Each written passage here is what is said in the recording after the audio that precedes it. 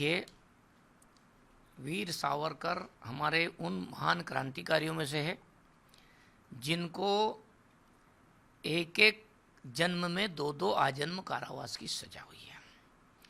और 1857 का जो हमारा स्वतंत्रता संग्राम था, पहले लेखक हुए जिन्होंने 1857 के आंदोलन को स्वतंत्रता संग्राम कहा, नहीं तो लोग गदर ही कहते थे।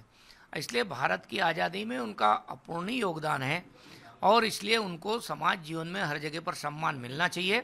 दुर्भाग्य से इस देश में कांग्रेस की सरकारों ने भारत के महान क्रांतिकारियों को इतिहास के पन्नों में जगह नहीं दी गई।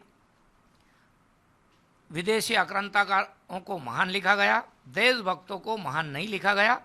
राष्ट्रीय शिक्षा नीति 2020 भारत केंद्रित शिक्षा पर काम कर रही है, यानी अब देश के लिए काम करने वाले देश के हीरो वो बनेंगे, उनका हम बच्चों को पढ़ाने का काम करेंगे। और इसलिए कई महापुरुषों की जीवनियाँ हम जो नया सारा सिलेबस बनेगा उस सब में जोड़ेंगे। इसलिए माननीय मुख्यमंत्री जी ने गीता का संदेश का भी कहा है और इसलिए मुख्यमंत्री जी ने परशुराम जी का भी कहा है और इसलिए मुख्यमंत्री जी ने भगत सिंह, सुखदेव, राजगुरु का भी कहा है। ऐसे सारे क्रांतिकारियों को हम पाठ्य पुस्तक में सम्मिलित करेंगे।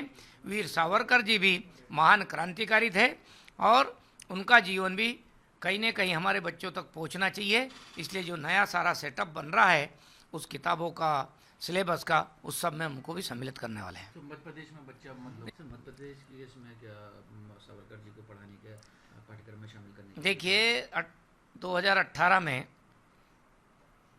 कुछ समय के लिए कमलनाथ जी की सरकार बनी थी।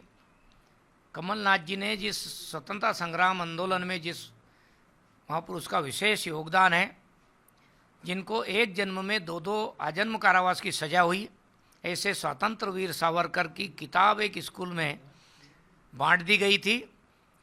कमलनाथ जी ने उन प्राचार्य को निलंबित किया गया था, यानी कांग्रेस के लोग हमारे देश के क्रांतिकारियों को बच्चों तक पहुंचाना नहीं चाहते थे और उन्होंने अपनी सरकार में करके दिखाया। लेकिन भारतीय जनता पार्टी की सरकार की नीति है, हम ऐसे सभी क्रांतिकारियों को सम्मिलित करेंगे और वीर सावरकर जी को भी हम उनके चरित्र को भी पाठ्य पुस्तक में सम्मिलित करने वाले हैं।